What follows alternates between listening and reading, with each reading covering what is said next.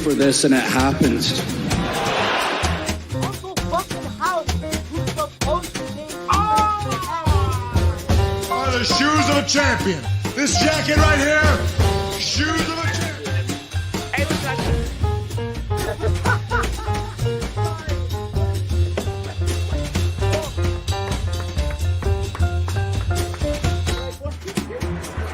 No heats.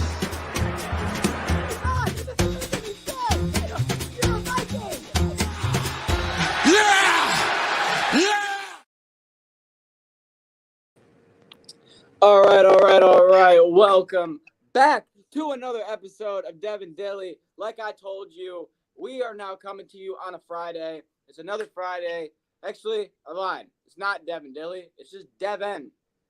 It's really just been it's just N Dilly. It's just been N Dilly for the last 3 goddamn weeks. If you want me to be honest with you, it's not his fault, but I gotta throw a shot because it's been 3 weeks. So, welcome back to N Dilly, where Dev sometimes comes. He makes I'm clipping appearances. that, and I'm gonna send that to him, and I'm gonna send him anything else in the podcast, so he just gets that. No, but Devin is currently in Texas. So, yeah, Devin's not even in the state. Devin's all the way in Texas. He's at a convention center right now, so we can't even get him if we wanted to. But he has told me that the return is near. And if I know Devin, and I know how his brain works, SummerSlam is next Saturday. So he'll probably be here next week to talk about it. You would think, right, OG? He's like almost making his Roman Reigns like appearance. No, here's what build he's up. doing. And I told him this before, and he's doing what he did with fucking with AEW. He only watches wrestling when it's like shit starts happening, but it's not like he just starts watching when shit starts happening. Devin is the luckiest motherfucker in terms of Devin will be like, I'm just gonna watch an episode of Raw live tonight, and it will be the best Raw of the year, right? And then Devin will be like, oh yeah, and he'll go back in, and then Devin will be like, I have 2 weeks where I'm busy and I'm not really watching. And those 2 weeks will be the last 2 worst SmackDowns of the year. Oh, preach, He's man. so lucky in terms of his timing. Like, Preach. whenever he is more into it or more out of it, the product gets better or the product gets worse. So, You're 100% right. I can't blame the guy because he's smart. But anyways, with that, me and OG were just talking about this before the podcast started, so we figured it's the perfect way to start. SmackDown, it's a problem. SmackDown is not just a problem for me, but SmackDown is a problem for, I would say, majority of people in wrestling. I think that the biggest argument originally was that it should be 3 hours because there just isn't enough time, not enough storylines. But someone who is an avid watcher of TNA, 2 hours long, AEW, 2 hours long, NXT, 2 hours long. SmackDown's time isn't the only problem. Now, are there things that lack because of timing? Yes. But if I'm watching 4 shows a week that are 2 hours long, and one of those shows is worse than the other 3, and it's getting consistent, okay, there's more of a problem than just timing. You know what I'm saying? Absolutely. Okay, and I think I hit it on the head, and I'll say this and then I'll let you go, when I said earlier where the last few episodes of SmackDown have just felt like one big episode in multiple parts. Yep. I think that's a great segue. I think there is a problem, and even from week to week, okay, Monday, super excited. What's going to happen on Raw? There's so many different things and angles, and that, it's great. Friday gets here, you want to have the same level of excitement, but it's like, wait a second. I just have to watch the last 5 minutes and I'll see really what I need. And it's like the other stories like almost mean nothing. And it's almost like SmackDown is like the Bloodline show. It just doesn't have the draw right now. And Dilly, we were just talking about kind of when the transition happens going from Fox to USA. Maybe that will help breathe some life into it. So I feel like they can't say as much because it's gonna get bleeped like crazy. They can't do as much because it's on Fox. So it's almost like you're rushing through. It's like being rushed. Whereas Raw, I felt like I can sit and kind of watch everything unfold, and it's like okay, and it's enjoyable. SmackDown's like is just rushing to get through a product, get it out, and then I'm like, oh shit, I could have just watched the last 5 minutes and I would have saw the Bloodline get attacked by Cody and fucking RK Bro. You know what I'm saying? Yeah. And that's the part for me is that it's just a problem, man. It's like, okay, it's not the same thing. I'm curious to see what it looks like in 2025. I think what might help ratings is going to be when Roman comes back because that'll probably be his show. That will help the ratings. But my concern though is that I know that's going to happen, but it's the other matches, the other cards on that night for that show. Because I'm like, damn. Last week I thought if I was at a SmackDown taping, would I be bored as shit? You know what I mean? I'm thinking like, and I wouldn't understand, but the other matches is like this is like. Yes, I it's think the answer would be yes. Yeah, it's like no offense to the house shows because there are good matches at the house shows, but it's almost like this could just be a fucking house show and then show me the Bloodline. That's the most interesting thing. So it's a problem, man. Like it really is. It's just fucking not good. I mean, besides the last few minutes, you know what I mean? It's just not good. Yeah, And but then I wouldn't even say the last few minutes are good. I wouldn't even say that's good. Because it's the same thing. Oh, so now. Here's what they've done for the last 3 weeks. They have led me to believe that Cody does not have Kevin, Cody does not have Randy, and Cody is all by himself against the entire Bloodline at SummerSlam. Okay? Mm-hmm. You know what you did? You fucked yourself. Because now, guess who doesn't give a shit? Me. Why? I'll tell you why right fucking now, Ennis. Because, one, I have Cody Rhodes, who overcomes not one member, not two members, not three members, but 4 members of the Bloodline to retain the title. I don't want that. You're not fucking Super Cena. It's not 2009. Yeah. Secondly, I don't want Solo Sikoa. Oh my God. To win the championship. Hey, guess what, Ennis? Those are our only 2 options. They have dug themselves in a hole where those are the only 2 options we get because Cody's now by himself. Yeah. Guess who doesn't give a shit about the main event of SummerSlam unless Roman Reigns returns? This guy. Here. Honestly, that's the only real reason I'm watching that is because I want to see Roman's pop. Like that's the only reason I want that. Yeah, what if he doesn't return? What if he doesn't return? What if it's a match and then the show ends because it's just another pay-per-view? Oh fuck. We so pissed off, man. Honestly, I don't want to see Solo win a title. First of all, Solo's faction of the Bloodline. I've hated just because I hate the way they dress. It looks fucking stupid. Like this, blazer and gloves. What the fuck out of here? This is fucking stupid. Solo needs work. His promo he cuts. It just doesn't do it for me. But Cody, they are because I was like, okay, last week, okay, you get Randy through a table. Okay, then you get Kevin Owens through a table. It's like, okay, now it is building up. Like there's nobody to help him, which to me. Either that sounds like, but I don't want to see Roman come to save Cody though, because Cody has Roman's belt. So it's like Roman can't be the one to come and say, you know what I mean? Like I don't think Roman would come to save Cody. The problem is here's the problem. Roman's gonna return after the match. I don't give a fuck about the match, Ennis. I don't think you're understanding what I'm saying right now. What I'm saying is I don't care if Solo wins the title, I don't like it. If Cody goes Super Cena and takes out all 4 members of the Bloodline, I don't like it. I'm legitimately going to be watching that match with the hope that someone like Jimmy or someone like, okay, I'm going to say the name that no one has brought up for a long time, but now I can finally bring it up. Maybe a Brock Lesnar. If someone comes and actually returns that would have me shocked and would have me unexpected, who has beef with Cody, who easily has beef with the Bloodline, so you could put him in either way. I'm just saying. There's other people that can come in this match and return like a Jimmy, like a Paul, like a Brock, before that can get me invested. Or Cody doesn't take out the entire Bloodline. Because if you just, and this is the final thing I want to say. Yeah. Final thing I want to say. If you just do this to lead up to Kevin Owens or Randy Orton come back at SummerSlam and Cody returns, what the fuck was the last 2 weeks? You wasted my time. No, I think the lead up is, so to me, Jimmy comes back. Jay also helps. Usos are now back together. I Okay. think I think And then they help bloodline Cody. blood. So watch this. Bloodline's fucking them up. Jacob Fatu turns on Solo. So you know they just signed a couple other fucking cousins and shit. Yep.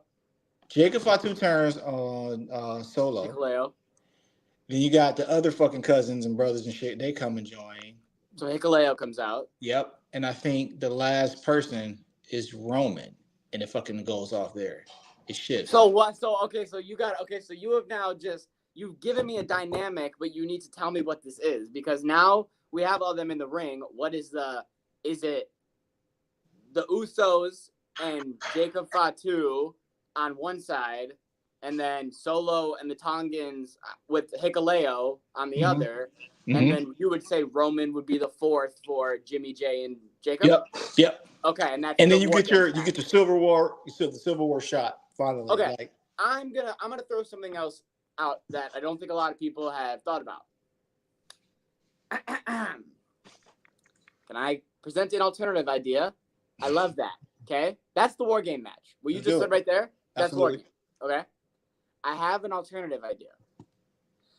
What about when SummerSlam is over, we don't turn Jacob Fatu, and we leave it Jacob Fatu, Solo, and the Tongans. Okay. We have Roman, and we have the Usos, or we have we have a 4-3 or however you want to put it. Okay.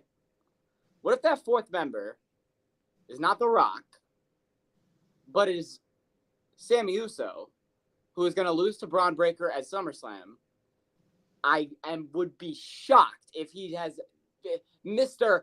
Oh, I got nothing to do. Let me go fucking find somebody's business to get involved in. I guarantee he will get right back in this bloodline narrative. I also think it would be really disappointing to not insert Sammy back with the Usos if they're going to come back as baby faces, because that dynamic as a heel was amazing. So a little month or 2 month baby face run would be amazing.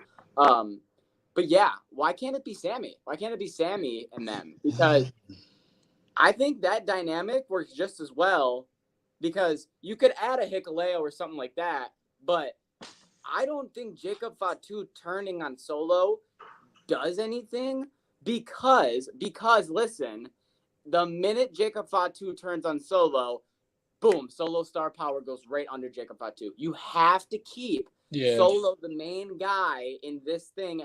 And even though we know Jacob Fatu is more talented, you have to keep him behind Solo right now, just for right now. Because the minute, like I said, you pull that trigger, there's no going back. Yeah. He's behind Jacob.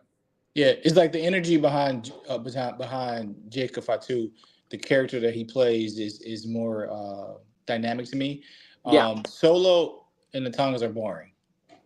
But I was gonna say that's also not a bad thing, because if you want to pull that trigger, pull it. Yeah. I think you're right though. Like if they do it too soon, then it's like I'm just gonna watch.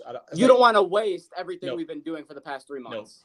No, you don't want to throw that down the drain. So I get the signings. The Sammy will be an interesting twist to it, because Sammy's story, I don't know. Sammy he just teamed with Jay literally last week on the main event. Yeah, and people loved it, and I think people will love it. I think it will be a good little run. The even off the script shit they did in the ring, the moments they had were fucking great moments. He was so good. Yeah. In my mind though, it's like, honestly, I could switch characters around, but the biggest piece. Because I don't even think we all kind of know Rock and Roman at some point is going to happen.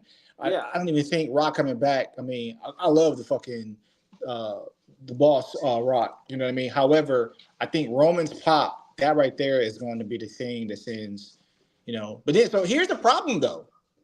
That takes all of the eyes and all of the attention away from Cody as champ.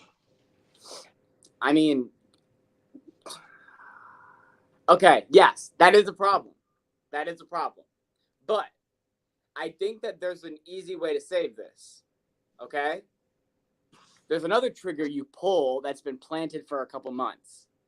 And you could do this as early as a Survivor Series, but I think this is a WrestleMania match, okay?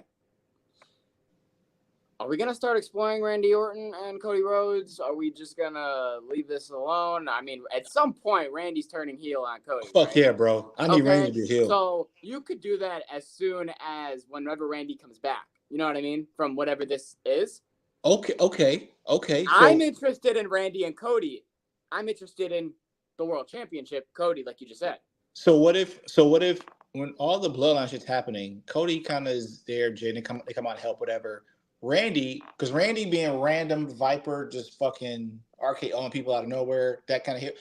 He comes out as well, and he delivers the RKO to fucking Cody. Now that takes that story onto its whole Yeah. But then and if you do that, if Randy RKO's Cody, right? Cody's still gonna win that match. Yep. I'm gonna repeat myself. So if Cody takes an RKO, and then he's also gonna take probably a Samoan Spike, and he's also gonna take whatever happens to the Bloodline, Cody wins that match. Yep. Yeah, I don't believe it. He's not a fucking superhero. Sorry. But bro, you gotta remember now. But no. That's not realistic though.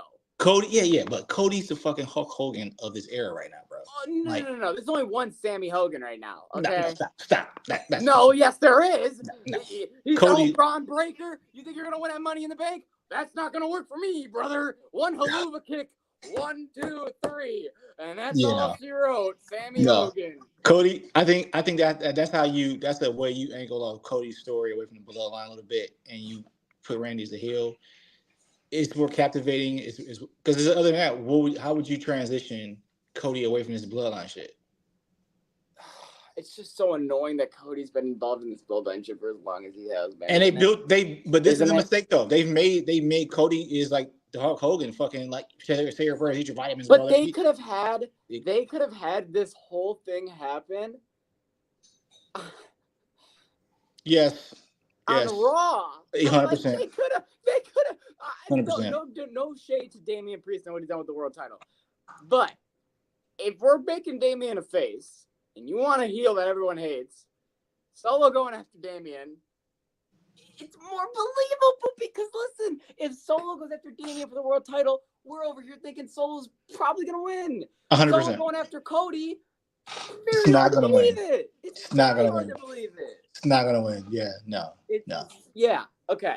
Yeah, I'm there with you on that. Like Cody, we're on the same page there. I just don't want it to be a situation of actually, you know what? Okay, I'm gonna see what happens. I feel like we've thrown out a bunch of scenarios. Absolutely. And what have we said about Triple H? He can land a fucking plane. He fucking can, bro. So with his eyes closed. You know what I mean? Let's see if he can land this plane. I didn't think this was gonna be a 20-minute discussion, but I think it was a really. But you know, we ultimately know they have to transition.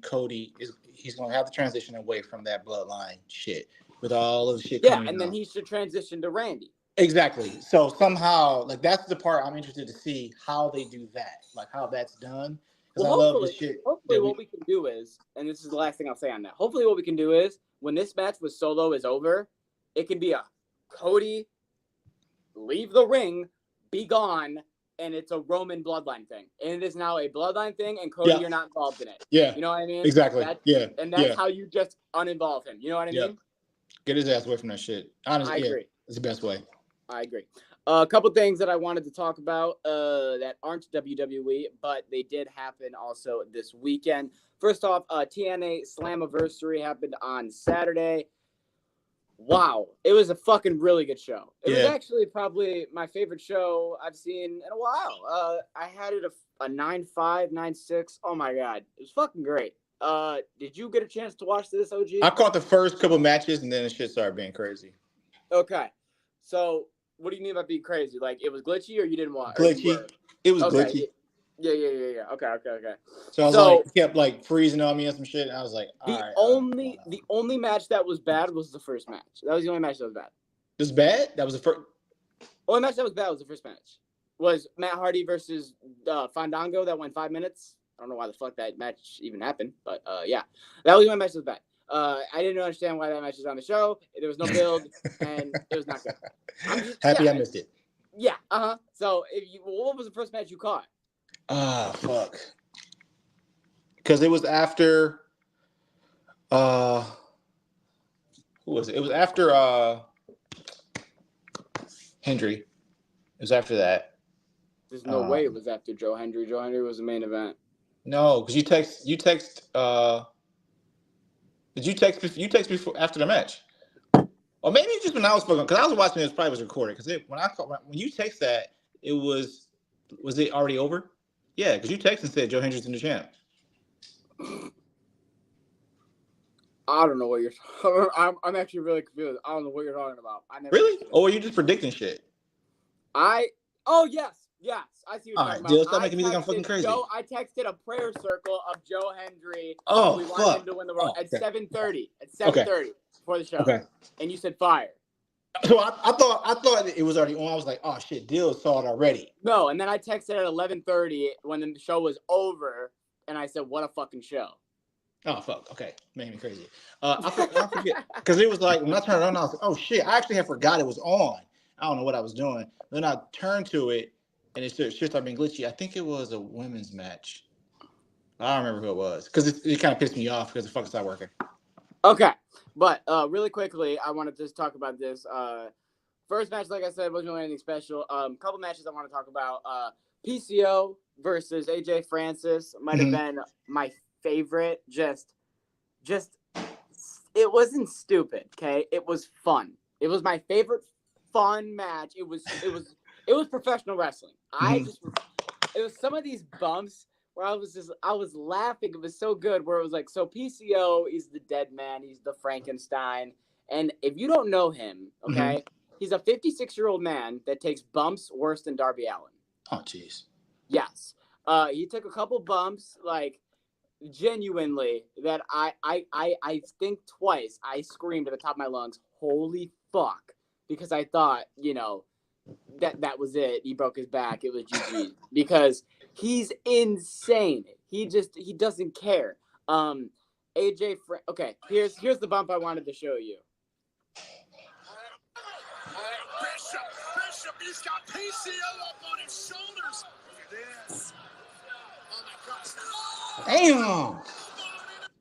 Okay, so he's taking bumps like that. Fuck. You know what I mean? And this motherfucker, this 56-year-old, just insane maniac, okay? What do you call it? Wins against, okay, no, before he won, I loved how AJ Francis, he's like, I don't know how to beat this guy. So he hits him with the tombstone, and then he goes for the pin like The Undertaker because, he's defeating a dead man. Yeah. PCO kicked out, and he had that look on his face like The Undertaker did against Triple H, where he was like, how the fuck did he kick out? PCO won the match. Great match. It was a street fight. They just beat the shit out of each other with chairs, tables, everything. But new champion, great. Another match I want to talk about. Mustafa Ali, Speedball Mike Bailey. Yeah, Speedball Mike Bailey put on the second best match of the year I had, the best TNA match with Will Ospreay. This guy is so good, man. He's an unbelievable talent. And he went in there with Mustafa Ali in Mike Bailey's hometown. They put on an insane match. And I loved the screw job callback when Earl Hebner. God, he's so old, bro. It's crazy. Ass down. I was like, you gotta be kidding me. And Earl goes, he goes, I'm not fucking doing that shit. He said it like clear as day. And he's like, no, I'm not doing that shit. I'm not doing that screw job again. Fuck that. And he leaves the ring, doesn't do the screw job, and then eventually Mike Bailey wins. That match was amazing. I thought it was great. Bro, it was crazy. I started. That's when the match started getting glitchy for me. Mustafa Ali, I like better here. Yes, I do too. I love this gimmick. Yep. I love the gimmick of the Secret Service man and the I'll do anything. But he's a heel, but he's almost like portraying himself as a face of like, I'm for you guys. I'm for the people. Like, yeah. You know what I mean? But then he does all the heelish things. I love that. I think that's a great yeah, it's so appropriate, man. Like when I saw even his intro coming in, I was like WWE couldn't get this right for him, but this is perfect for him. Yes, 100%. And then I think a lot of people thought the worst match of the night was going to be the women's match, which was Jordan Grace versus Ash by Elegance, which is Dana Brooke, and a lot of people were like, "It's Dana Brooke. I don't give a fuck." Dana Brooke, I will say this: Ash by Elegance, sorry, she surprised me. There was a couple of she had a Code Red, which if you don't know what that is, or no, she had a Canadian Destroyer. She had a couple moves where I was like, okay, holy shit. She actually put on a really good match. Jordan Grace retained. It made me happy. As good as the match was, did not want her to win. And then, what do you call it? TNA, Tag Team Championships, ABC. They're my favorite tag team right now. Yeah, in the world. I was trying to think of what other tag team is as consistently good as them, and there isn't one. And then the main event, 6-man, 2 things I want to talk about. 3 things. First, in order.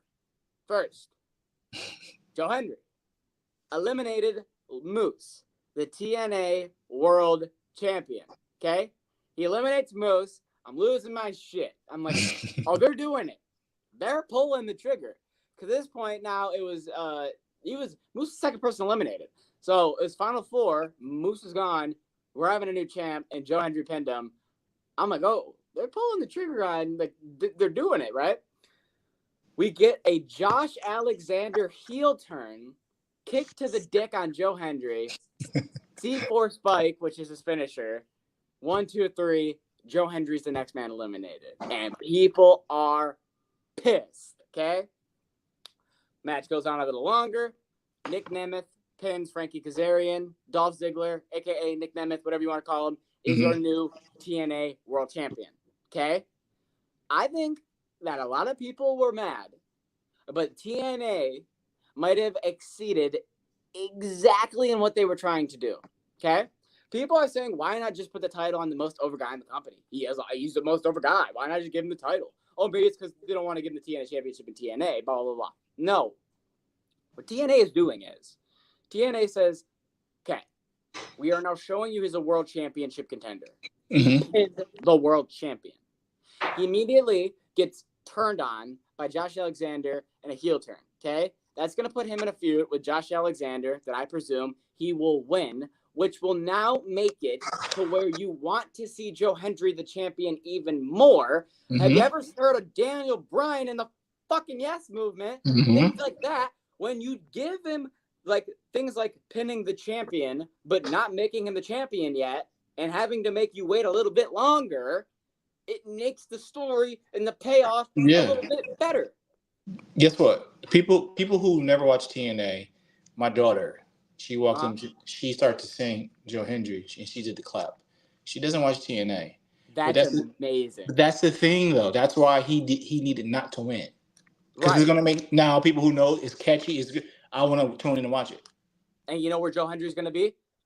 Tuesday, he's got a 1-on-1 match with Joe Coffey on NXT. See? You know what I mean? Yeah, So, I'm glad he didn't win. He's still going to be, and that's why, and I think Dolph or Nick being the champion, I thought they should have done it a month ago when it was a 1-on-1 against Moose. So perfect for me. Yep. Great fucking show. Yep. I thought it was great. That's perfect, TNA bro. had a lot of eyes on him. Mm-hmm. Because for the past 2 months, if you don't know, they did a big streamer deal where all the streamers could pretty much air TNA live, and they could watch it picture in picture. Like, so TNA was getting a lot more eyes than they ever had before on this pay-per-view. Mm-hmm. So it was kind of like, all right, see what you're gonna do with it, and they delivered. So no, that's good. That was a good move. I love it. I mean, honestly, now Joe Hendry, he's becoming more familiar with people, and even the crossing over I love it. It's very strategic, but it's making people who never watch pay attention. And now I was like, okay, now you're gonna see. So now I'm gonna tune into TNA. Yeah, it's great. Good move. I agree. And then moving from one promotion to another, this happened on Wednesday. I just want to talk about just a couple things quickly. AEW Blood and Guts is always going to hold a special place in my heart just because it was the first AEW event that, for those of you who don't know, me and Devin actually went to. It was in Detroit, and we went 2 years ago to the second Blood and Guts, the one where Daniel Garcia got thrown off the cage and fucking died. that one. So anytime there's a blood and guts, it's always like I think of that callback, special place type thing, right? So I watched this card in my bed on Wednesday night. The show started with MJF coming out. He comes out to the ring, and he's got that fucking curtain for a championship, and I'm like, here we go. He's gonna turn the international championship into the Burberry International Championship, just like he did with the AEW one with the Burberry belt. Boy, was I fucking wrong. MJF went full American on us. And when I say full American, I mean full American. He unveiled the new championship. He threw the international championship in the garbage because he said England's a shitter and he doesn't give a shit about any of the international places because USA is the best. Unveiled the new championship, the American Championship. I kid you not. It is the international championship, but instead of the international logo, it's an American flag. And on the side of the belts, it says better than the UK and USA is number one. Damn. It is like the John Cena United States Championship type of like USA. Okay. Oh, it gets better. MJF then says that it should be a crime for him to defend this championship at Wembley Stadium because it is now the American Championship and they're going to the UK, which made me laugh stupidly hard.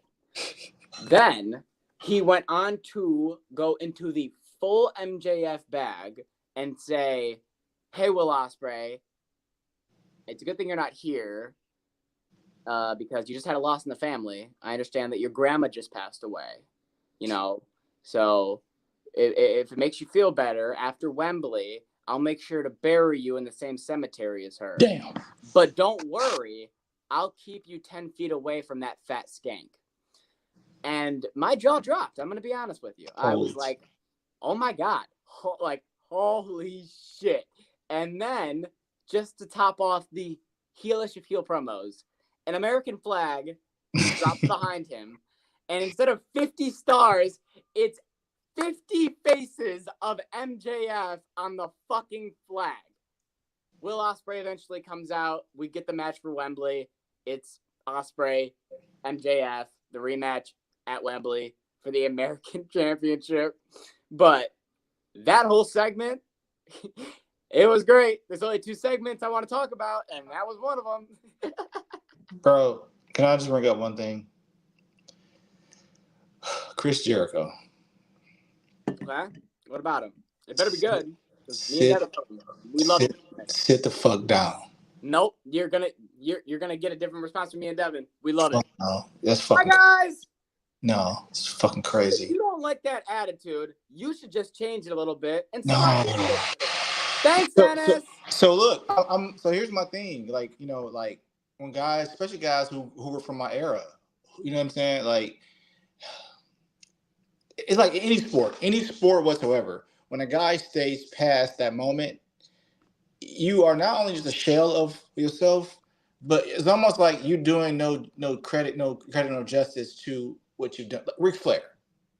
Okay, that's a great example. Yeah, it's just like because you like get out of it, man. Like Ric Flair was past his prime in the 2000s. Oh my God, sit the fuck down, bro. Like it's just like, bro, you look like a fat, out of shape, and of course you probably could fucking lift more than I can, absolutely. But bro, right, you look like it's like watching Braun Strowman run around the ring. You know what I mean? It's like, bro, you just it just ain't there. It's like let the young fellas, like, you know what I mean, like take. Well, I think that's what he's doing with this whole.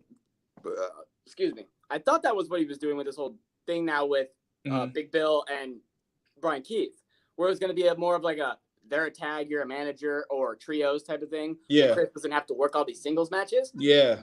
But I don't know if you've been noticing, but for the past couple weeks, he's turning this character into after he attacked Samoa Joe, his interview when he's like, bye guys and hi guys. He was like, hi guys, bye guys. And it was very like, he's starting to turn a little more menacing. And when he was like doing the thing like earlier or last week, when instead of coming out, he was like, hi guys. And it's very like, okay, here's the thing I want to give Chris. Are you right about he's past his prime? Yes. Are you right about that he's out of shape? Yes. But fucking looks terrible. Sit the fuck down. But Point. he's a great character in the world of wrestling entertainment. On-screen character, Chris Is Jericho it? could reinvent himself. Tell me someone who's reinvented themselves more times than Chris Jericho, and I will wait. Has he really reinvented himself? It's the same He shit. reinvented himself. He was let's go. I will play this game. WCW, he was the Lionheart. Then he went to WWE, and he was Y2J. Mhm. Then he became Okay, so how different are those characters though? the completely different. The Lionheart was a cruiserweight.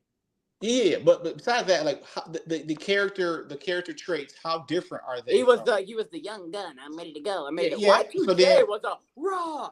he was a-hole. Jericho. He was a-hole. He was Then, yeah. in 2010, he became the wearing a suit, super quiet, talked in Right. all of his promos slow and menacing. That was the new character. Okay, 4 years later, you just made the list. That was a new character. Goes to AEW with his new Inner Circle gimmick. That's a new character. So He continues to me, it reinvent seems like himself. he's changed some more of his lines, anything. But to me, you're fucking still Chris Jericho. All of these old ass dudes, all of them. Okay, Like, but that's all of just, them. But you gotta Sit understand, the OG, fuck down. That's just you. No, yeah. That's But Jill, just you. imagine this. Every like I was saying, every sport, no matter what Because it you is. felt that way about Cena last week. It's the same thing. It's like, see, that's And the I'm thing. saying you're it. That's just you. So let me tell you. So when guys from my era, especially basketball, it doesn't matter. When a guy like Adrian Peterson, sit the fuck down. Like I get it. I get it for guys that it's so hard to walk away from this thing. I can't agree with you when I just watched a 56-year-old PCO put on the best match of the year. I can't agree fucking with you. get it. I fucking get it. And I get that, like, when they walk away from it, it's hard. You know what I'm saying? Like, what else did they do? They spent 40 years of their life. I totally get it. But at some point in time, you got to let go. And so for me, I'm not that guy. It's like when things get worn past or worn out, like, fucking let it go. And I get, like, so you guys might enjoy it or whatever. I remember live watching this guy fucking WCW. I remember these shits. Okay, so now I'm like, wait. Bro, Chris fucking, like, you guys let these move out the way for these young studs, man. Let these young guys do their thing. And that to me, in any sport whatsoever, when guys wear that out to me, it just irritating to me because it's like, at some point in time, you fucking gotta let it go. I mean, for everybody, you gotta walk away. And that's my thing. So it's like, it's not now. There's an argument there. I think that there is an argument. Just let the guys, like, let the young guys, like, there's other ways you can still be in a business and still contribute. It's like, but when you fucking sharpen, like, look at these guys. Look, where I saw Hulk Hogan walking the other day, I'm like, holy shit. Well, Hulk Hogan was hanging out with the Lions for 2 Bro, days. it was fucking crazy. And I was like, Flair, all these guys, like, your body takes all this shit. Bro, like, sit down. Like, like, try different, like, again, Tom reinventing yourself, try a different role, bro. Like, I don't like, and I that's don't want to see you in fucking ring. where I want Like, to get out the agree. fucking ring. That's what I'm trying to agree with you with. I'm trying to say to you where you're like, step the fuck away. When you say step the fuck away, why can't it be, instead of step the fuck away, why can't it be step back? 100%. Step back. Don't get your ass in the ring. Like, I don't want to see. Okay, like this. Like, why can't he be the mouthpiece for Big Bill and Brian Keith? True. Perfectly fine with that. But to me, it's like, I don't want to see you in the ring. Like, Jeff Jarrett.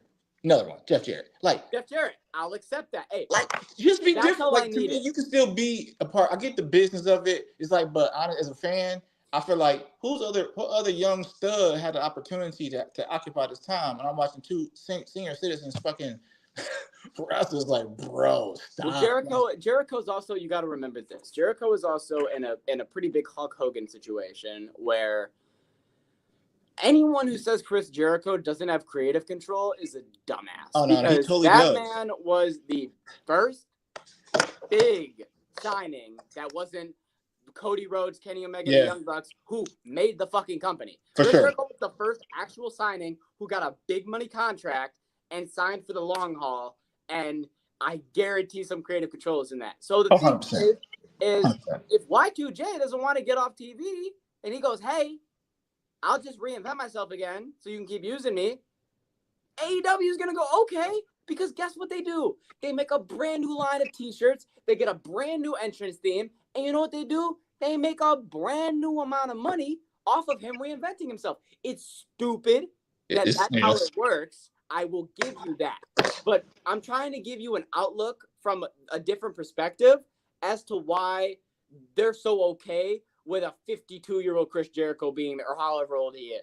But honestly, How they're old not is the Chris only. Jericho? They're not the only ones who do this. WWE 53. does it too. They all do it. So and I get that part of it. But as a fan and have watched you and some great matches, and to see you now, it's like when I seen Ric Flair talking about his last match, I was like, bro, somebody don't put this man out of his misery. And I'm not talking about wrestling, like that. I feel bad for him because they're so addicted to the business like that they don't Yes. like that they keep going. It's like, bro, like no, get out of the way. At some point in time, you gotta let go. Like all of those guys. So Jericho's one of them too. Is like I was a fucking high schooler when Jericho's Y2J'ing it up, bro. It's like now my kids are fucking college and like you're still like sit your ass down, Chris. Like go like manage, do something else. Like he has complete creative control, but to me it's like, bro, like you need to sit your ass down, bro. Like I mean, I will say this. Hey, like, come I on. will say this.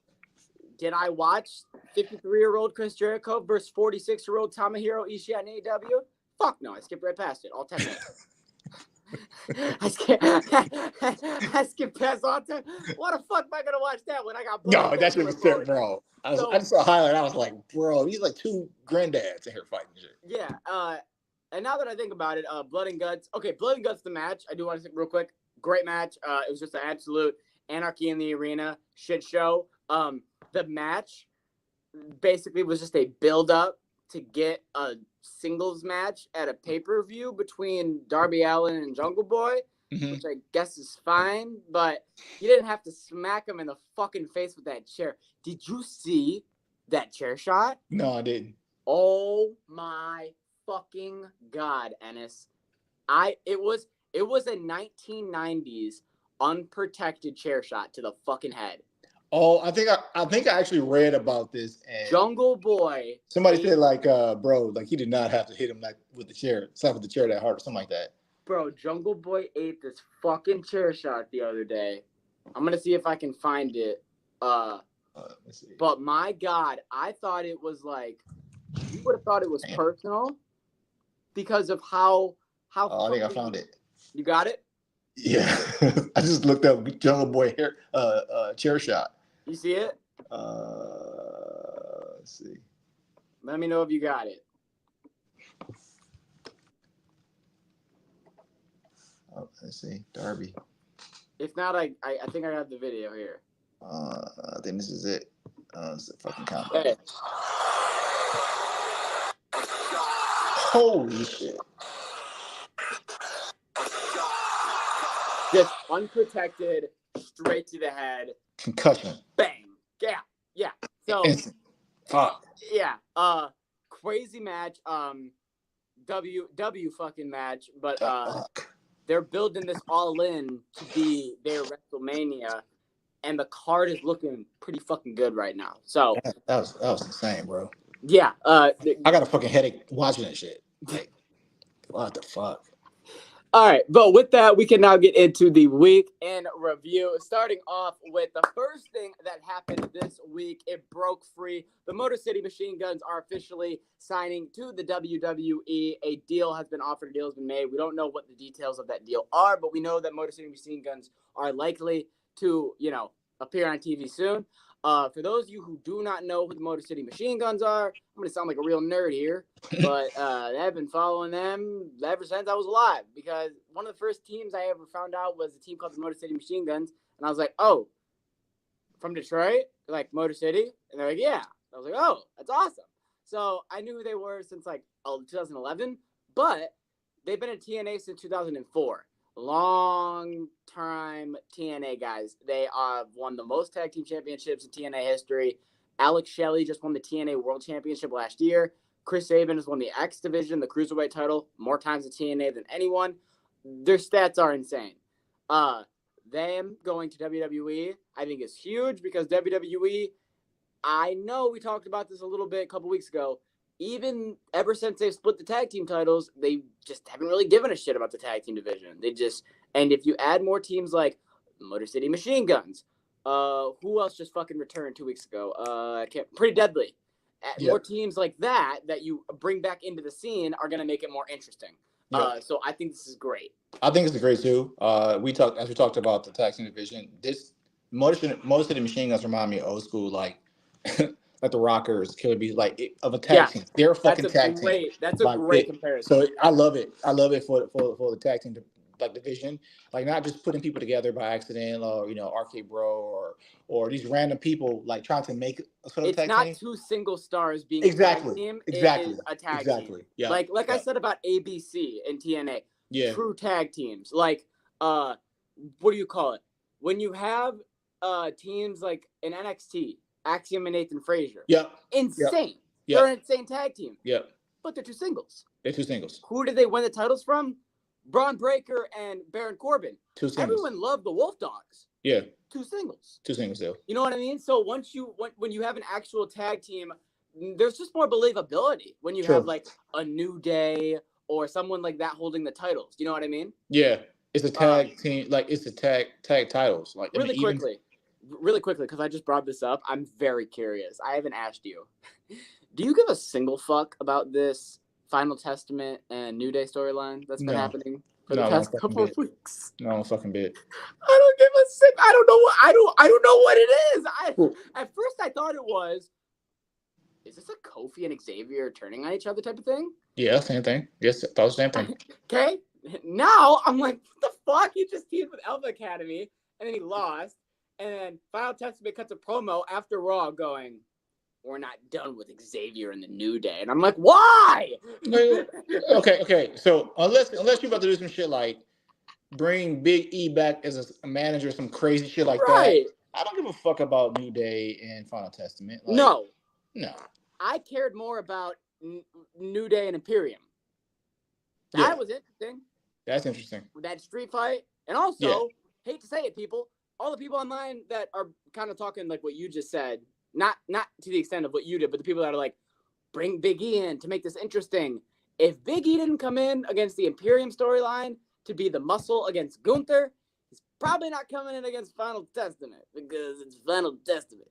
I think it just would be like, because I've been keeping up with Big E's updates and like. Do you think he's gonna wrestle again? Because I don't.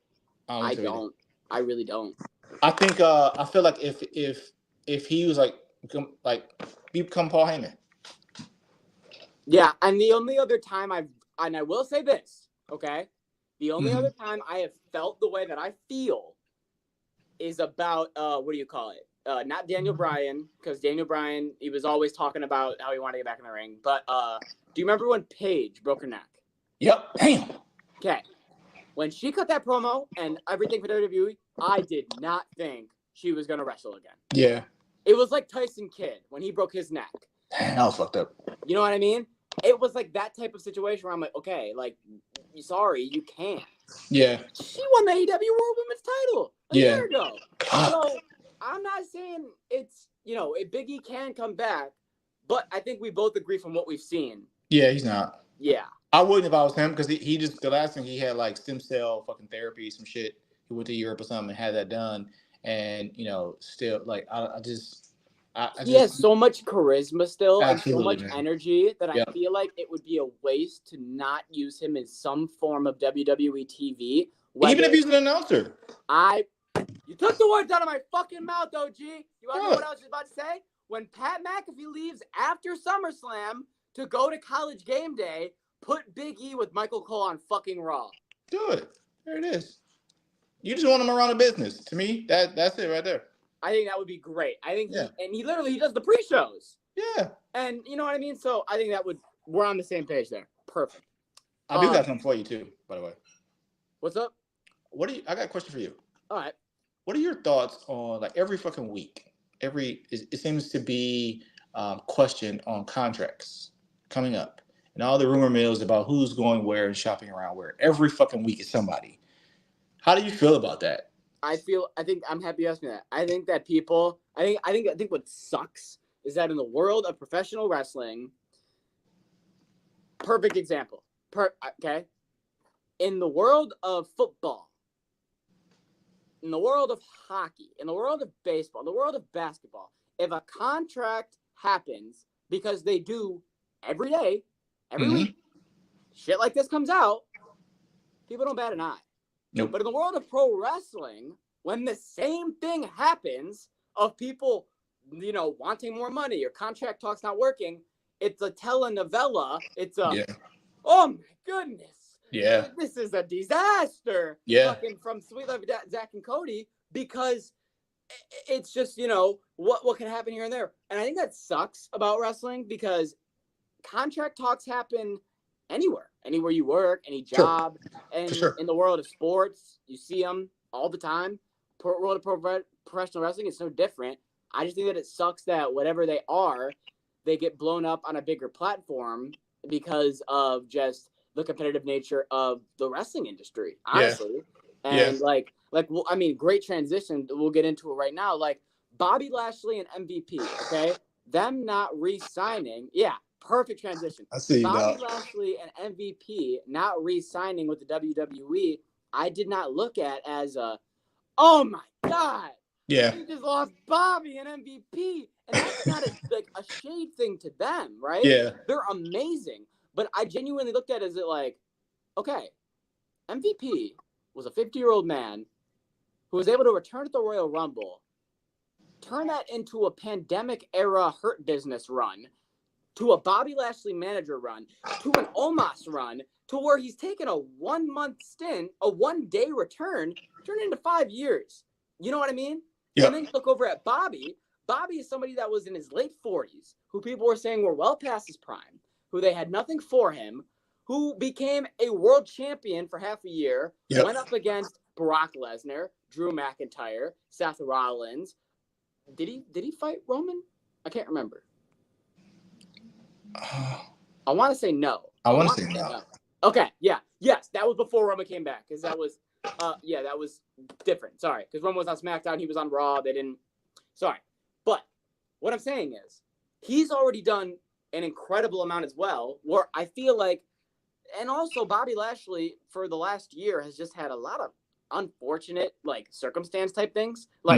He was gonna fight Bray Wyatt at WrestleMania, and then Bray Wyatt got sick, and then you know what happened there, and then he was going to have this big feud.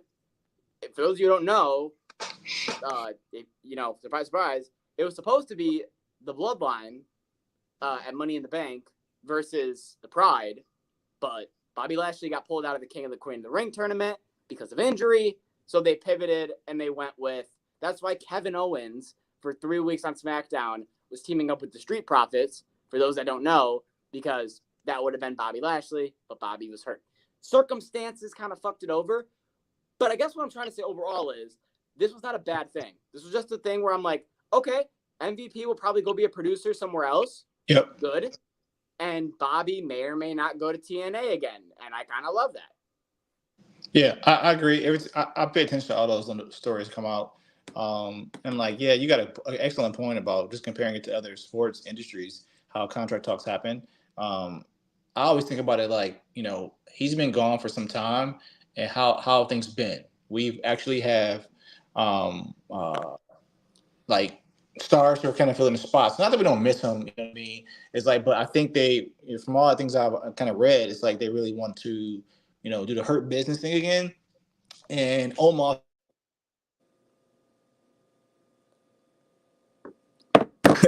okay in the lane that he's in. And not Phone necessarily call. performing. Yes. Fucking harassing me right now. But Omos seems to not, kind of be. They kind of wanted to loop him in, but what's going to happen there? Honestly, I'm perfectly fine with. I feel like I'm frozen, but that's right. Your camera's frozen, but I feel like it's a situation of just come out and come back in, and you'll be good.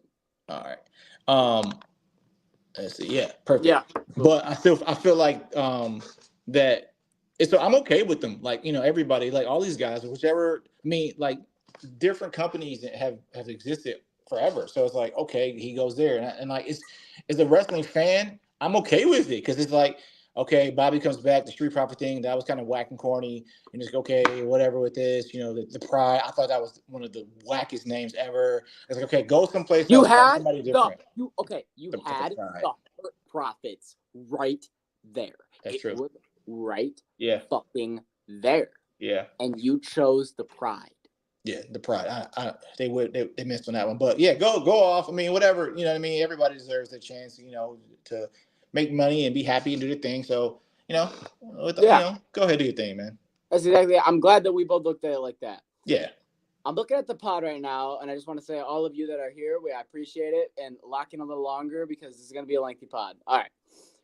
Next thing, LA Knight, Logan Paul. They had their first official face-off, their first official promo, their first one-on-one. They gave him 10 minutes on SmackDown to just go at it. I'm going to let you go first. What did you think of it? I liked it. Did you think anyone won? Did you think anyone lost? Did you think it was even? What did you think? Nah, I mean, it's about even. Like they both talked their shit. Like I enjoyed it. Like, you know what I mean? Like it made me a little bit more excited to see them square up than I did maybe like weeks past. You know what I mean? I think I really didn't care about it before, but like that, I could use it because it does remind me of like just kind of old school wrestling, just talking trash to each other. You know what I mean? And I like it. I actually like it. I'm looking forward to it now. Good. As before I wasn't, but now I'm like, no, you know what? All right, But I'm interested to see where their characters go, not just in their story, but from this point on, like the next kind of like step for them. But no, it definitely got me interested after watching their promo. Okay, I think Logan cooked his ass. You think Logan cooked his ass? I think Logan cooked him. Oh, Logan was wild, man. When Logan said a couple things. He said first when he called him Larry the Lobster, I laughed too hard. I was like, that was great. I don't know why I didn't think of that. I was sitting right there. That was great. Also, the couple weeks ago, what did he call him about Aladdin? That was so good. My God, man. It was so good. What did he say? My God, what did he say? He said it so fast too, and I was like, bro. He said you're the something Aladdin, and it was true too. Oh, I was like, oh my God, he's right. Okay. But anyways, so then in the promo, he said, I think there's two things he said where I was like, okay, he cooked them. First, he goes, you are nothing but a spray tan, some jack dude, wannabe rock. He said, yeah. Then he said, this is all you do. You need this. When I leave, I make billions of dollars off marketing, off Prime, off my podcast, off YouTube. This is just another thing that I do to make money. You need this. And I was like, he's Damn. right. He is right. Yeah. But I want to say contraire, LA Knight has a handicap here. Because if LA Knight was allowed to say everything like that Logan Paul has done in his past, like Japan, like the cryptocurrency stuff, there's a lot of bad stuff Logan Paul has done that he can't use because it damages the main sponsor of WWE, which is now Logan Paul's Prime. Bro, do you realize this week too, Logan Paul and Prime is getting sued? Yeah. So it's like, bro, but no, Logan, no, he was cooking. He definitely Logan cooked him, but I want to say it's because I feel like if LA, like they literally just had a Japan tour. Okay. Yeah. So yeah. Here's what you say if you're LA Knight. Well, we just had a Japan tour, and our United States champion wasn't involved in it. You can probably understand why. All he had to fucking say, and everybody in the world would have went, "Oh my God, no way he just said that." Love it. But Bro. he can't, because then everyone goes, oh no, bring up the Japan thing that we're trying to, stuff under the rug from so many years ago because now he's got Prime and Prime makes so much money for the WWE. Yeah. There's so many sticky things that LA Knight has to weave, which it's a handicap. It really is. It's honestly, to me, that makes it even more recent in this era of wrestling era now to say it anyway. Yeah, I agree. And then deal with because here's the thing with social media. Any publicity right now is good publicity because you're going to end up trending anyway. Yeah. If WWE goes online and they see fucking LA Knight trending, they don't click on it and go, oh, let's see why he's trending. They go, oh my God, LA Knight's he's trending. Yeah, get it. That's what So I feel like I agree with you on that. 100%. So speaking of liners, we didn't talk about this one, and I meant a couple of weeks ago to say it to you. Nia Jax to Bayley. Yeah.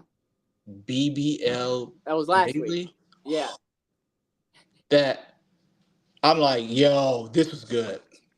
So she even looked around like that. Oh, we could talk about it because I thought that Nia cooked her last week or 2 weeks ago, and Bailey cooked her on the last one. Yeah. Because Nia, she said, "Oh, you used to be a hugger baby, and now you're all BBL Bailey." And I was like, "Oh my god, she's not wrong.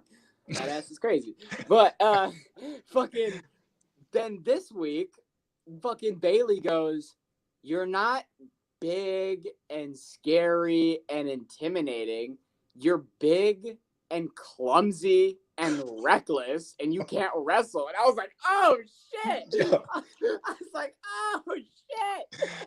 Bro, wait, Nia walked up. Nia like she was ready to cry, bro. Like that was Nia like straight face. Like Nia, you know what it reminded me of? It reminded me of like Riddle and Seth, where it was like a shoot interview. Where, like she said some shit where it was like, "Oh, like that was real." Yeah, that was real shit. I was like, yeah. You got a point.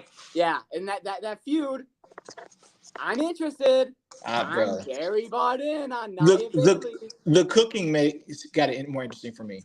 At first, I was like, okay, whatever. But no, the cooking. I was trying to tell Devin, I was like, God damn it, they're cooking it. Let them cook it. If you come to SummerSlam and you're still not invested, we can talk then. But I think they have done what they've needed to do to cook this. Yeah, I think they're there. I really do. Okay, a couple more things. White 6, Gable, and the Creeds. We could be very quick on this because it was a quick thing. Uncle Howdy comes out. Sister Abigail to Gable. Does the Wyatt thing. Everyone behind him.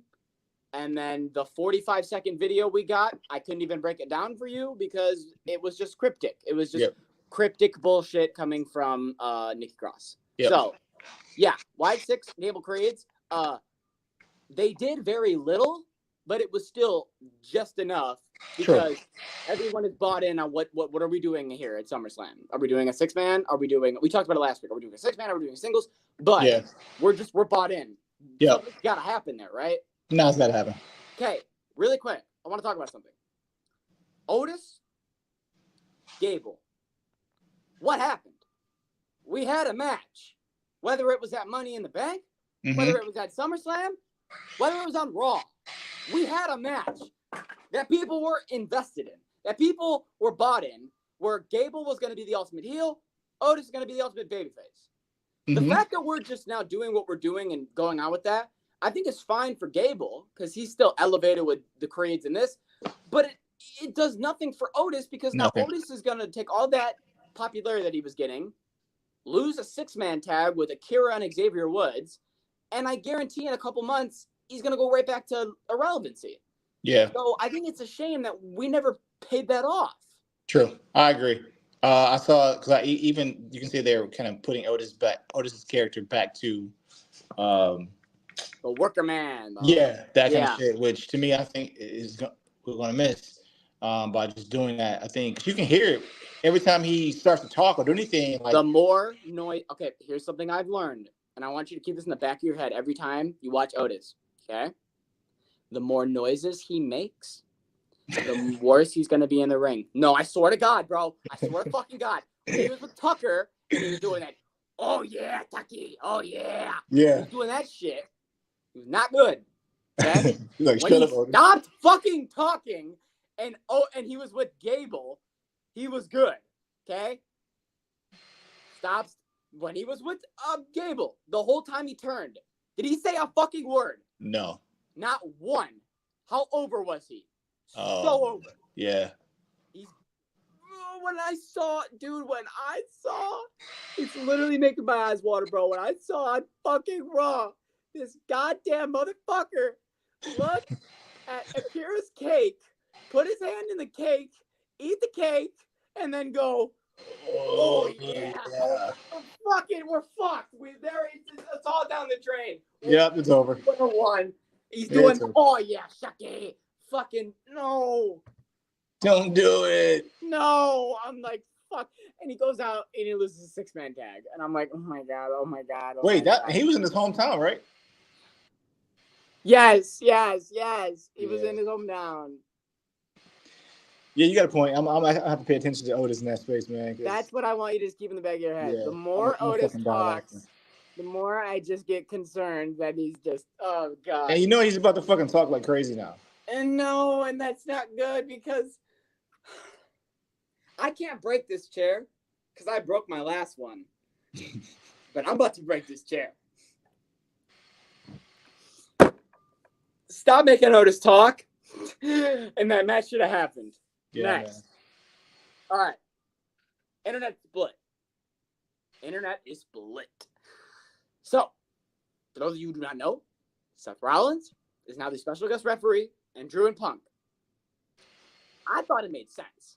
I thought, and I think you're going to be on the same page with me. Yeah. This is a triple threat blood feud. Mhm. All three of these guys hate each other. Drew and Punk hate each other. Seth and Drew hate each other. Seth and Punk hate each other. It's you know what I mean? Yes. So having Seth in this match where he can just smack Drew in the face, walk over to Punk, smack Punk in the face, show both of them that he's the ref, and tell him like ha ha ha ha ha with his little laugh, I think will be great. Yep.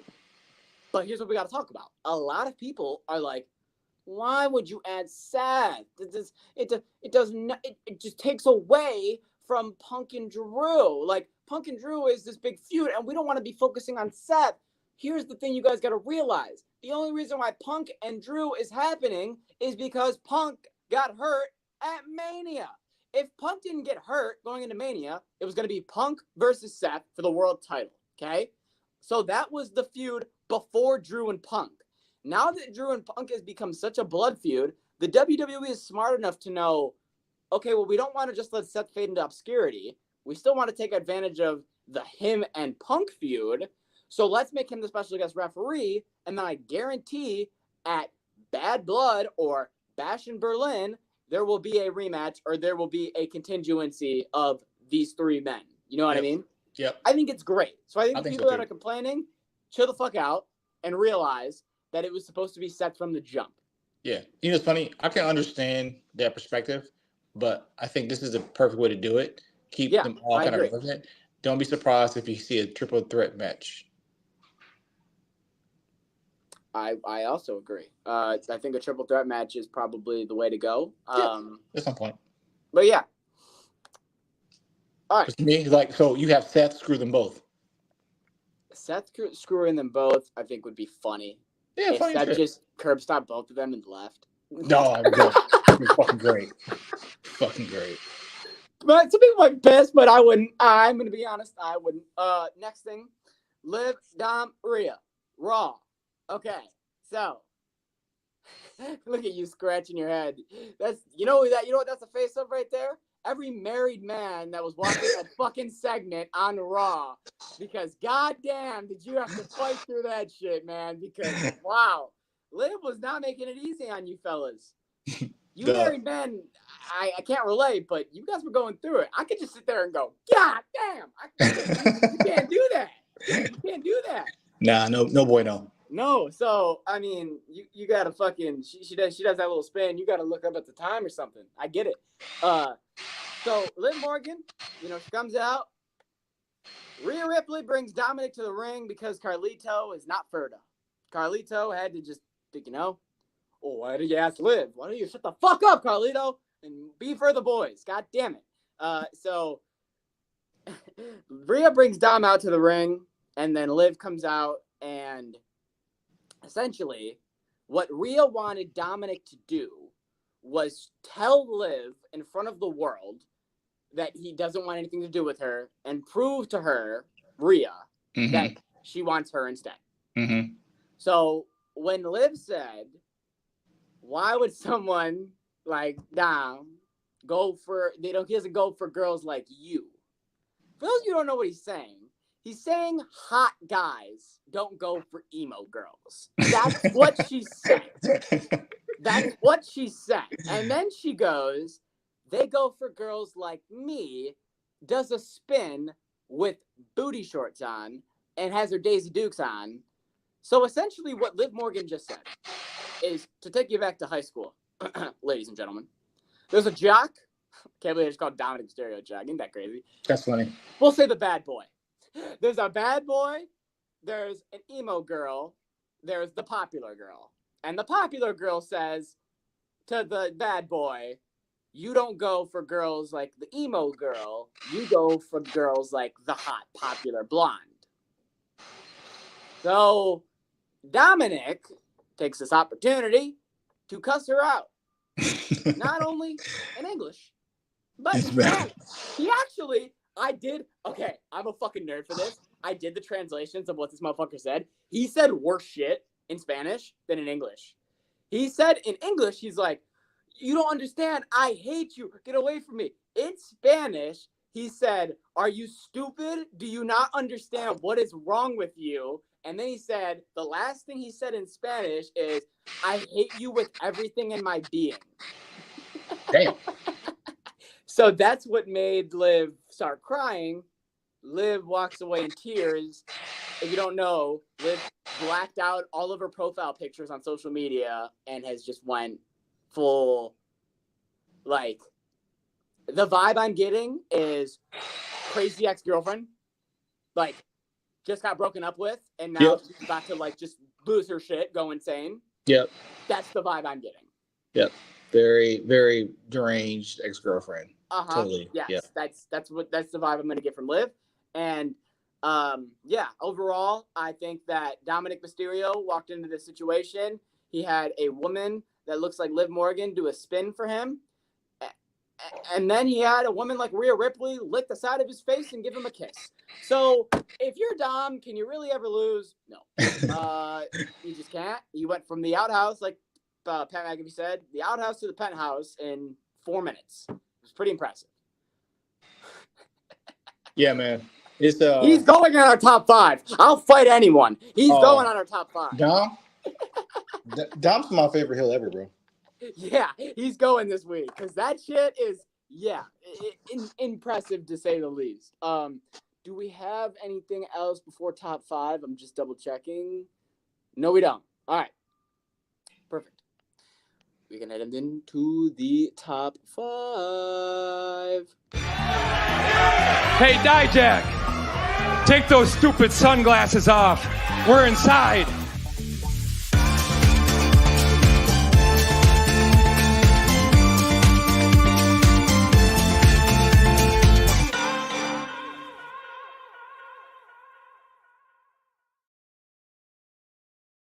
All right, Devin Dilly, top 5. For those of you who do not know what this is the current top 5 wrestlers, not just in terms of their overall star rating. It is who is the most talked about this week in the world of professional wrestling. Our current top 5 right now is Rhea Ripley, number 1, Jacob Fatu, number 2, Wyatt Six, number 3, Gable and the Creeds, number 4, Joe Hendry, number 5.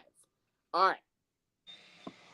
Will you give me at number 1 Rhea Ripley and Dominic Mysterio? Absolutely. Thank you. That's all that argument. I wanted. Yep. That's all that I wanted. I think I'm gonna shock you this week. Okay. Who are you thinking for number 2? Okay, first off, are any of these guys that are on the list at number 2? I don't think Jacob Fatu, and I don't think Joe Hendry. I don't think Wyatt Six either. I don't think Wyatt Six. I don't think Gable and the Creeds. Nope. Okay, so number 2. I feel like the next most interesting storyline are talked about, and it's crazy to put them all together. You could either do Drew, Punk, Seth together, or you could literally do Drew and Punk on one ring and Seth on the other. You know what I mean? Do you think that? Okay, so this is 2. So 2 or 3. So I think 2 should be Drew and Punk. So wait, I got one for you. Okay. Because the Ospreay MJF, that shit is good. I think you're right. I think MJF's on this top 5. That shit's good. I'll put MJF number 2. I'll put him. I'm thinking 2. I'll put MJF number 2. Hell yeah. Yep. All right. MJF 2, and then what about if we do MJF 2, and then we do Drew and Punk 3? That's perfect. Okay. We'll keep Seth off. Seth off.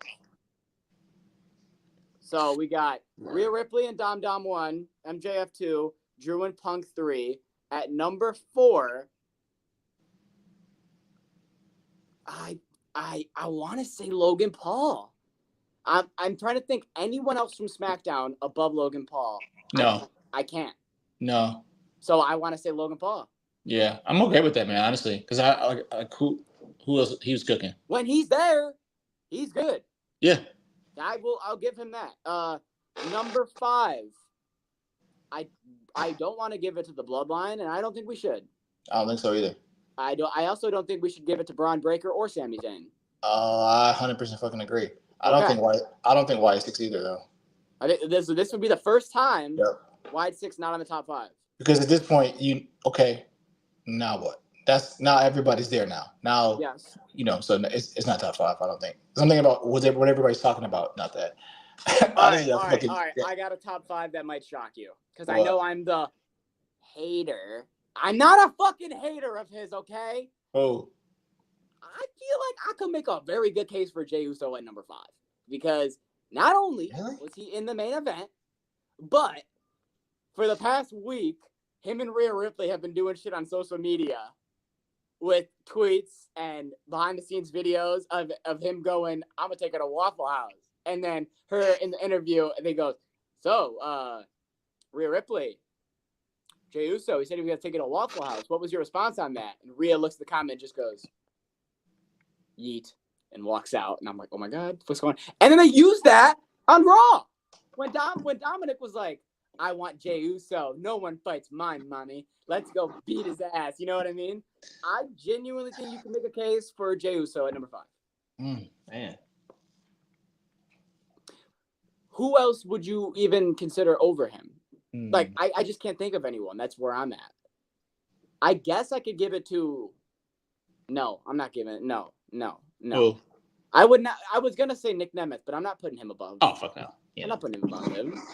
Congrats to the new TNA World Champion, but I put Joe Andrew over your ass. Sorry. Yeah, I would too. That's fucking Dolph Ziggler. So yeah, I'm at Jey Uso at 5, or if I had to pull another one out of me, it would probably be God damn it. I literally just had it and I blanked. You just said him. No, Ospreay didn't do anything this week though. Ospreay didn't do anything this week, so I can't say Will. I only have Jay. That's it. Oh wait, was the that was last week. But MJF was still his whole fucking segment and everything. Yeah. I think he still stays on this list. I thought it was great. He was the best part of AEW last week. He actually is the best part of AEW period right now. Yeah, that actually is the only reason why I tune in. I'm glad we're on the same page. So yeah, I guess who else could you even? Okay, here's my thing. Bayley, I know because that promo was good against Nia, but it was how long? 3 minutes. Yeah, it was so forgettable. I feel like if you didn't see it, okay, you know what I mean. You didn't miss much. Actually, you know what? I could make a case for Bayley. Really? Didn't she destroy Tiffany Stratton's briefcase and then cost her the match against Mia Yim? That was a brute as fuck. I can make a case for Bayley. Okay, so I got Bayley or Jay. Those are my 2. Damn. I probably honestly would go Jay. Okay. I think and from a perspective of who's talking about who more, the Rhea thing, yeah, but also waiting in the wing for Jay is the obvious too. So I think he has more conversation about Jay. I actually saw this week too that his dad came on and said that he thinks WWE blew it and not making Jay win Money in the Bank, But so I think I would definitely. He also said some stupid shit too. He did say some stupid shit. Did you see what he said about his marriage? No, what did he say? He said he doesn't like that he's getting involved with Rhea Ripley because it's going to ruin his marriage. Damn, bro. It's just a character. Yeah. He goes, so now, he listened to this podcast. He goes, so now they got him getting involved with this Rhea Ripley storyline? Like, what are you going to have him making out on TV like Dominic and Liv and trying to ruin his marriage? And it's like, bro, what? They haven't even had an interaction. Yeah, calm down, brother. Like, chill. I respect you, OG, but chill out. Chill out. Like, hey, No, actually, I'm not gonna say that. That's kind of fucked up. But I was gonna say something personal, but there's no need to make it personal. Yeah, chill out though, bro. Yeah. Fucking. He but fucked yeah. his fucking brother, bro. He didn't fucking run his family. Like, calm down, bro. Like, Well, I was gonna say, for somebody that didn't even come to his son's wedding, he's got a lot of opinions about the marriage. shots. Actually, he didn't come to either son's wedding. Damn, it's crazy. Couldn't be me. But luckily, out of the 7 people that are watching right now, none of you send this to him, and we'll be good. Just goes viral. I wouldn't say any of that to his fucking face. Are you kidding me? That motherfucker, his ass is bigger than my chest. And that's not like some sus shit. Like, Rikishi isn't built like most people. What do you call it? Do you have anything before we roll on out of here, OG? Because I do believe that is all we have for this week. Yeah, man. My last thing is fucking sit back and watch the stories, man. I think like tune in to all the different companies. I think as the I'm proud of you because Yeah, you've been doing that. Yeah, You've been and so very it's like in your box of Absolutely. WWE. Absolutely. I feel like the past month, you started with NXT, Yep. and now you're kind of branching out, and you're like, Yeah. all right, I'm sure. AEW and TNA has some cool shit going on. Yeah, I'm sure my wife and my daughter probably think I'm absolutely crazy watching wrestling like 4 or 5 times a week and shit. But the truth, man, honestly, I do feel like because people they'll cross over and you'll see different things that you like and like, you know what I mean? And I think because of that, it's important. It's important. I find it valuable now to be able to identify characters and people who come over from different companies, but they offer different things. You know what I mean? So I say just sit back, watch as much as you can, take it all in. Because again, as I talked about old ass people like Chris fucking Jericho earlier, like time catches up with people, and some of the same moves that like fucking Ricochet's doing right now. Another 5-6 years, anything could happen, and you miss it. And that's the advice. And just to top that off, like I feel like a great like counter to that is not only that, but any match could be the last match. Yeah, exactly. Injuries and shit like exactly. that. Yeah, exactly. Yeah, because we talked about Big E too, but I feel like as I would tell my boys, hey, about any of the great athletes you're watching right now, as much as you might hate LeBron or Michael Jordan or Kobe or whatever, at some point in time they walk away and then you realize how much you miss them. So appreciate what you get to see 100%. and the things these people are doing, man, because it's whether you real, fake, whatever you want to say, it's like the athleticism, like the injuries, shit happens in real time, and like, you know what I mean? So appreciate it. Watch everything you can, man. Take it all in. Yeah, I think to add that from your side, I'll just say my what's the word I'm looking for? My what's the thing where you're trying to get someone to sign up for something? Not my argument, my what? Like if I'm trying to sell you on something, I guess my pitch. That's what I'm looking for. Okay. My pitch to you guys would be like to watch every company. It's just more fun to be in the know of when, like at the Royal Rumble, when Jordan Grace came back, like Tyler and a lot of people that I was with were like, who the fuck is that? And me and Devin were freaking the fuck out. And I feel like just things like that where you're in the know, and like when Motor City Machine Guns debut, and like it doesn't have to be, you know who every single wrestler is. Like there was a lot of people who were like, who the fuck is Tama Tonga and Tongaloa when they debuted, genuinely. And that's okay. But it's just more fun, I think, to be in the know when a lot more things like the TNA and NXT crossover and AEW New Japan, when they're doing things like this, it's good to know who everyone is because you're going to see them in multiple companies. And then when you have, like, let's say Josh Alexander from NXT, right?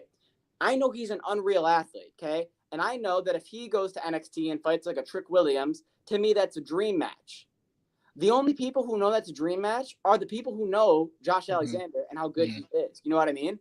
So I think that's my pitch is if you want to make wrestling better for yourself and more fun, just watch more of it. It's like saying, hey, what can we do to make football better? Add another week. Add more of it. You know what I mean? Yeah. Do more. And I do understand that at some point it can be too much. Like sometimes I'll watch a pay-per-view, Friday night, Ring of Honor tonight, pay-per-view. Saturday, there will be a WWE pay-per-view, and then Sunday in AEW. By Monday, on Raw, I'm dead. You know what I mean? I'm good. I'm like, damn, I got Raw, and it doesn't stop because then NXT, AEW, it keeps going. It just keeps going. So my biggest thing to the people is, if there's something that you don't really care about, don't watch it. Don't feel like, because I know a lot of people have FOMO. They're like, oh, I don't want to, and this is me. I don't want to miss an episode of this because I tell myself, if I miss an episode of AEW, this will be the episode Kenny Omega returns. Or if I miss an episode of AEW, this will be the episode they sign somebody crazy. You know what I mean? Or TNA, I mean. But when you look at it, like, there's sometimes I look at a card and I go, I don't really care. And I miss it. And guess what? It was okay. That's okay. And I feel like that's a big thing that a lot of people should understand too, is you don't need to watch everything, but it's okay to be more in the know. Absolutely. Yeah. Yeah. All right. Dill, I'm going to leave you with one match for you to think about. I'm going to fuck you up when we leave this one. The perfect person for fucking Braun Breaker is Brock Lesnar. It was. I think that was the match at Mania before everything came out. It's still time. We still got time. Well, no. We have more than time, because if Braun beats Sammy, oh shit, oh shit. Wait a minute. If Braun beats Sammy and Brock returns at SummerSlam, that's so like realistic. Like that can very easily happen. Yeah, man. I didn't even think about that Great until fucking you match. just said that. Yep. Now I'm going to be thinking about that the whole match. Now it's going to be your fault if he doesn't return, because I'm going to be like, fuck, why didn't Brock come back? As soon as the fucking music hits, it's going to be fucking great. Fucking cage I'll lose animals. my mind. Fucking I think we're excited for SummerSlam. I think. Yeah, man. Yeah, man. Next week is the predictions, so make sure you stay tuned for that. We have 7 matches right now, but I think they're going to add an Uncle Howdy Gable thing there, so there will probably be 8 matches total on the card, which I think is crazy because you're going to have 8 matches on that card and 0 tag team matches with 2 different tag team, 3 different tag team championships.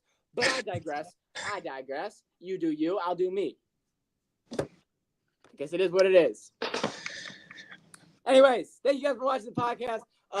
We are going to try to track down Dev, make sure that he joins us on the next pod, and if he's still in Texas in a week, goddamn, maybe. No, Dill. Next week, I'm gonna grab Devin's ass and bring him to Florida. So I'll have his ass parked right next to me. We'll be together. You'll be in Florida? I'm gonna get his ass. He'll be parked right next to me. Good. All right. OG gave the word. So it's a promise, y'all. I know that he's not a liar. He's a man of his word. Thank you guys for watching. Check out Lezu on all platforms: Apple Music, Spotify. Anywhere you can get your music, you can probably get Lezu. You can probably get Dev, and that helps us because, he's our boy. So, I mean, why would you not? Also, go to the Sharps Sports Betting app over on the App Store. Use promo code TAIKO011. It helps us. It helps you. It's a win-win. You get $10 off your first bet. Just do it. And then, final thing, next Friday, this is the regular time. Just want to make sure that is like set in stone for everybody, and you remember that. We appreciate all you guys for watching, and we'll see you. Have a good one. Do something nice to someone. Do something nice to someone else.